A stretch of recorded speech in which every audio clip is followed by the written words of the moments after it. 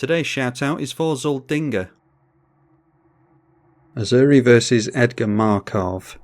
And that is a very heavy hand. Could aim for a turn 3 rock, but that's very slow, especially against the aggro player, so ditch that into an even slower hand apparently. So we're going down 2 cards. And yeah, managed to get into a 3-lander there, so we'll try that. Get rid of the Vivian and the Forgotten Ancient. And just to rub salt in the wound, our opponent gets to start off with a Sol Ring, so goes from bad to worse for us. And we draw into a massive Contagion Engine, so maybe we can get our opponent to play around counter magic, but we don't even have a Toothy available to us on turn 4 at this point. Our opponent's stuck on colours at least, plays out a second Plains, and there is a Legion's Landing getting the first Vampire, followed by another one in Marvren Fane. Okay, a Scavenging Ooze we can play at least, but we're really eager for a 4th land at this point. Our opponent gets into his second colour in a Swamp. There is a Blood Artist, so getting the first token from Edgar Markov's Eminence ability. And there we see the Legion's Landing triggering, so that will transform. They swing in with a couple of tokens, and the Marvren Fane as well. So they get yet another token. I don't think it matters which one we block here, we'll just go after the white token. And of course the Blood Artist is going to trigger here. Alright, well, a Sylvan Library is better than nothing, hopefully. Our opponent doesn't have any removal for it. Could obviously have gone for the Smell Fear onto the Blood Artist, but I think that can wait for now. Adamto, the first port, being activated to make another token. Now seeing a Mountain from our opponents, so did tap down Mardu mana there. I'd be surprised to see our opponent's commander. But they do play the Edgar Markov, not something that you see very often. They are down to 2 cards in hand. Sylvan Library is going to take a lot of life away from us. So going full aggro here. So Marvren going to trigger again, a plus counter on each creature that my opponent controls here, thanks to the commander swinging in. So we're going to have to let go of the Scavenging Ooze soon, I think. We're not going to do anything particularly good with that. We'll just throw it away now. Blood Artist will land a damage on us. Okay, and we finally get into a Nature's Law when it's far too late. Alright, and there are our lands, so yeah, we're down to 23. Our opponent's got us in a turn or 2, I imagine. So why don't we go for the Verdant Catacombs on top. We'll pay 4 life to keep the island. And yeah, I think we can just go for the Toothy here. And then this can shuffle our library around. We can grab the Pier. Just hoping that we get into Evacuation or something like that. Although we'll need a land and Evacuation as it stands now. Another creature being made with the land, and they hold up Mardu mana, gonna swing in with everything I dare say here, even the Blood Artist. So we'll just see how much damage we take here. If it is north of 19, then so be it. Oh yeah, well and truly, down to -17. So what cards were on top? A Mana Crypt, yeah, we were getting into the mana way too late there, just really unlucky. And you can't go slow against an aggro player like Edgar Markov, so we'll try another one. See if we can actually get into a decent opening hand. Up against another Simic player in Emoti this time, and yeah, again it's slow, but well, we saw what happened last time and we are on the draw, so we'll hope that we get into a 2-mana ramp spell of some kind here. Our opponent drops a Findhorn Elves. I mean, it is noteworthy that this isn't actually a 1v1 deck, so I can't really complain about how it's performing here. We are looking to get into the mid to late game. And it is a multiplayer centric deck the way I've built it. It's just difficult to get into multiplayer games sometimes with the schedule that I'm on at the moment. So get down the tap land, we're looking at Astral Cornucopia on turn 3 very slowly. Once again we see fast mana on turn 2 this time. So that's a turn 2 Emoti. And cascading we see a Jaspera Sentinel. So that could have been worse I suppose. Getting to another land. And yep, nothing to do on turn 2. Might be that this video is looking at my opponent's decks, because the problem is on Magic Online, if you start to go off, then your opponents will often scoop for you, as we all know at this point. They get down a Sky Diamond, we see a Jalanra, so plenty of mana for them, not swinging in with their commander for whatever reason. Okay, another 3-drop in a Tainted Observer, so yeah, we're just ramping and getting into another piece of blue mana with Astral Cornucopia. A Mind's Dilation, thanks to the fast mana, not bad for turn 4. Cascading them into an Arcane Signet, so that's probably game over. Okay, and there's a Rex Sage as well, so yeah, do we keep playing this out? They've got 2 cards in hand. They'll get card advantage from the Mind's Dilation, but yeah, we'll play for another couple of turns. A Reliquary Tower, we can just drop that, I think. And we'll throw ourselves in a Mana Gorger Hydra, see what spell they get off us. Watch it be ramp. No? Well, that sums this game up, doesn't it? It is an Oko, Thief of Crowns. Crop rotation, getting rid of the forest. And they grab a Gaia's Cradle. Turning our Mana Gorger Hydra into an Elk, it did get 1+ counter at least. Yep, it's one of those games. Our opponent has everything. A Tooth and Nail. And I think that's Entwined. They cascade anyway. Cascading into an Inspiring Refrain. And casting the Inspiring Refrain took our opponent into a Fierce Empath. And the Fierce Empath went after an Apex Devastator. So we'll be losing in the next few turns at least. Might lose now if our opponent goes for the 1-card combo with Tooth and Nail. Our opponent went for Great Whale and the Avenger of Zendikar. So floating 11 mana with the Gaia's Cradle, then the Great Whale will untap the 3 lands. Strixhaven Stadium. Playing a land into the Avenger puts plus counters on the plants, which allows our opponent into an Apex Devastator. So that cascades into Song of the Dryads. On the blue mana takes us off our blue mana. Then Pearl of Lake Ancient, which goes into Mind's Desire. Mind's Desire will cascade, and there is Storm here as well, so lots of cascade, lots of storms. So we'll keep track of everything that they are cascading into off the Mind's Desires here. A Moss Diamond, Kalni Heart Expedition, Noxious Revival, Overwhelming Denial. There's a Naru Miha as well, Marwyn, and a Shamanic Revelation. Saw a Scoot Swarm here as well. Yeah, Tropical Island. There is a Cultivate. Actually might be looking at the piles wrong here. It might be that the exiled cards are what was revealed with the Mind's Desire and the revealed cards are what was cascaded into. Yeah, it's the revealed cards here that are being cascaded into. So we see a Summoning Trap from the Pearl Lake Ancient, so they can search for a creature with that. Then we see Nissa's Revelation, but goes straight through that into an Everflowing Chalice, which is not the best card to put in a Cascade deck, I don't think. 2 more Cascades on the Apex Devastator. We see a Sweet Gum Recluse this time, and that will cascade itself. Cascade itself twice thanks to its own ability and to the commander. Seeing Tovolar's Huntmaster, which will of course cascade again. This time into a Team of Sabertooth. They went past a Mana Reflection. Then just cascading into a Birds of Paradise.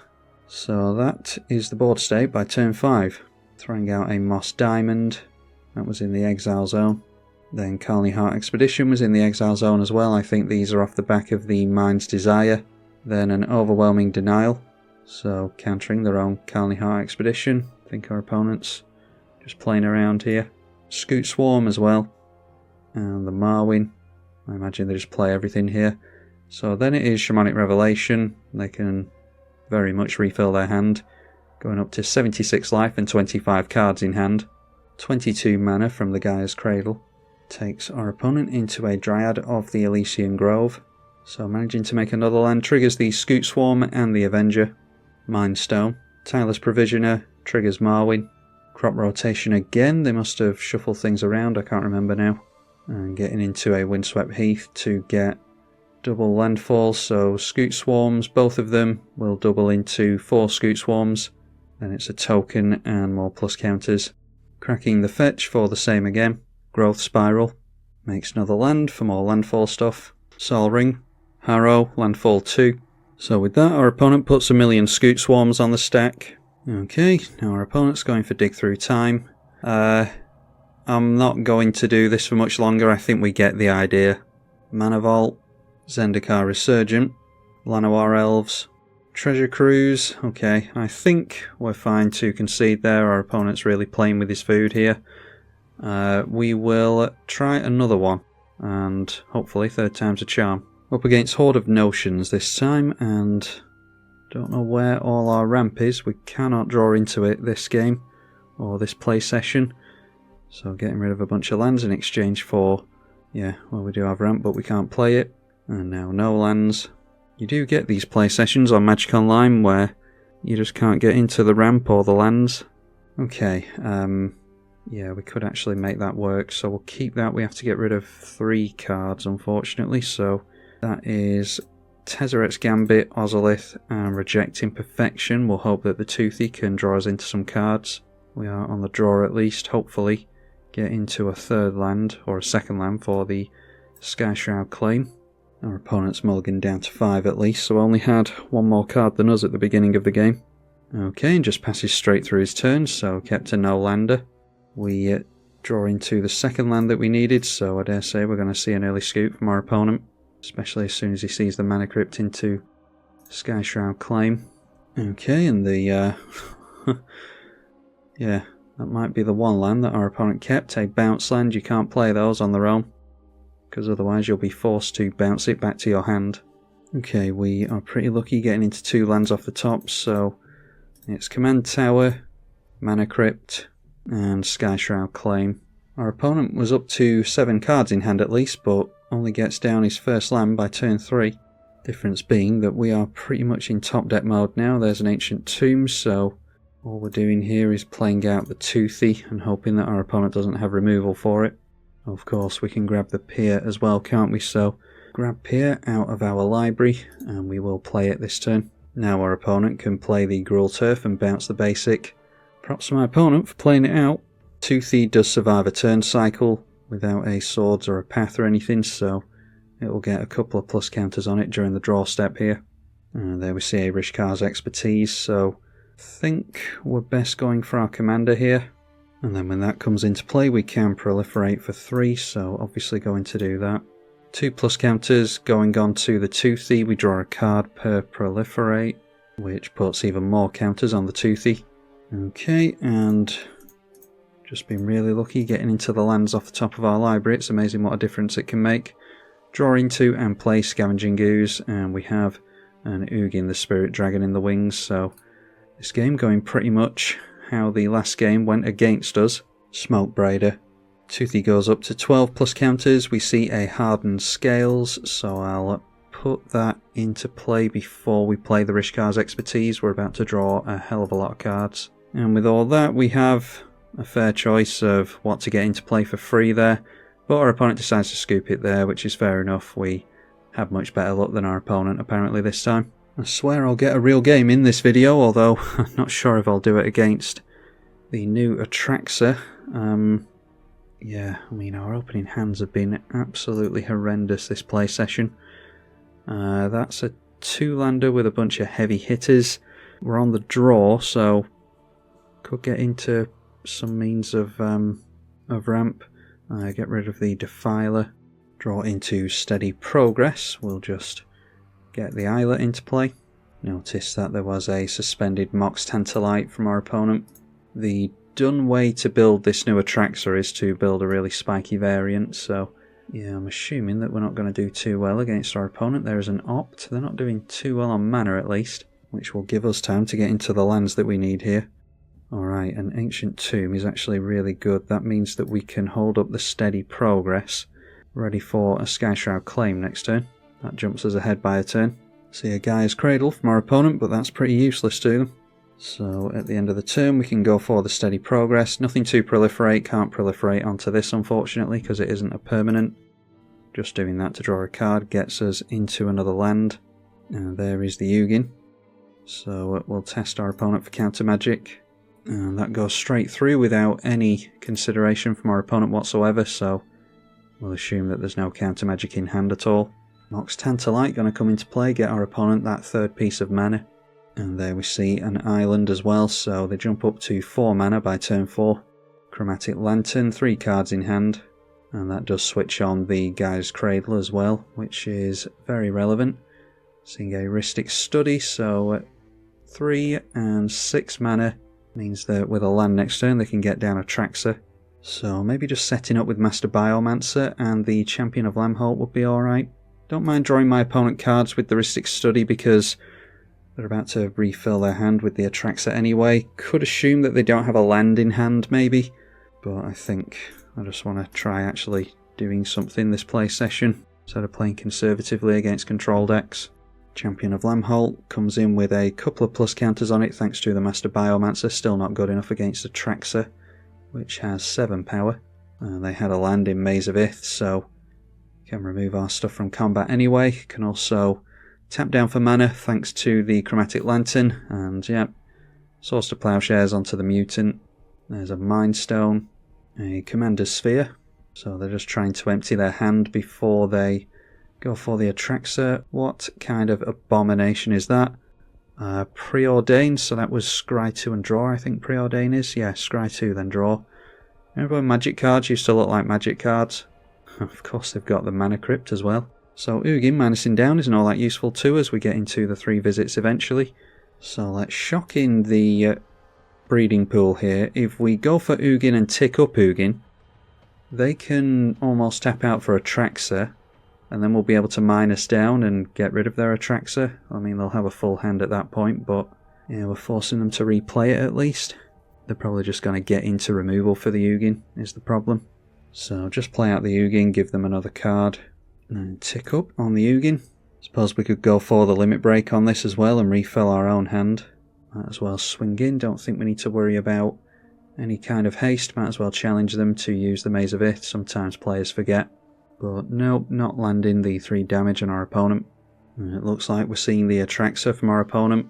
And I heard that this thing's bugged. I've played a couple of games with Atraxa, and apparently in one of the videos I think I took a Cyclonic Rift and a Mana Drain by accident, which is obviously 2 instants. And someone's told me that this thing's bugged and you can just take everything, so hoping my opponent doesn't do that here. Seen quite a few creatures, quite a few lands, so it's Search for Tomorrow, the sorcery, Growth Spiral is the instant, Tormod's Crypt, the artifact, and then it's between Craterhoof, Azusa, and Defiler of Vigor. I don't think the client tells you what they took either. It was the Defiler of Vigor, so the client does tell you now what your opponent has chosen. Playing out the Growth Spiral straight away, didn't get into another land I don't think. A Lotus Bloom has been exiled though. And Explore. Drew a couple of extra cards there, but still missed the lands unfortunately. Alright, and there is an Avenger of Zendikar, ready for our Ugin limit break maybe. So let's go for the Ezuri, not paying for the Rhystic Study again. Enters the battlefield, we'll go for Ezuri on the stack first so that the Champion of Lamholt gets the counter. Don't suppose it really matters because it's already got a counter on it to Proliferate. And then Nykthos, the Devotion doesn't matter at this point because we don't have enough permanents in place, so say yes to the Ezuri, Proliferate twice, which takes the Champion of Lamholt up to 6 power. Draw a card to Ezuri a couple of times of course, but more importantly, takes the Ugin up to 11 loyalty. So we've got at least 1 land to make into the Avenger of Zendikar, there's another one. So now we minus 10, draw 7 and put 7 permanents into play.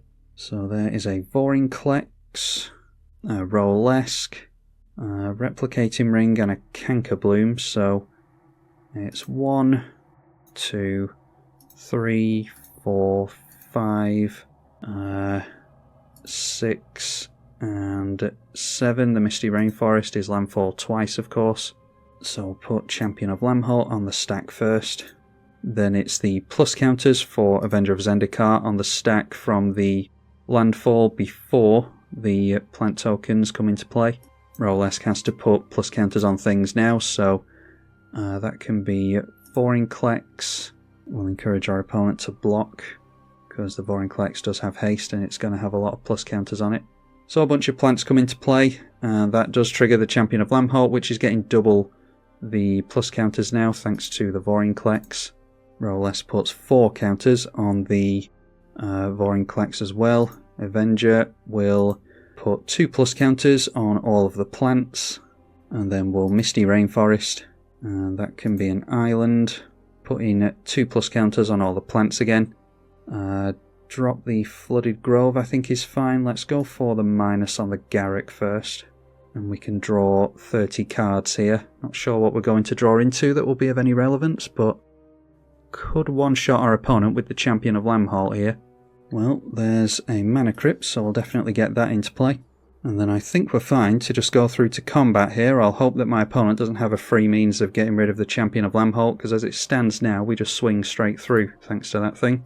Never thought that the game would go like this, but that's what happens when you play it out. Alright, and our opponent decides to scoop before taking the damage, but as we can see here, we're dealing 40 damage here.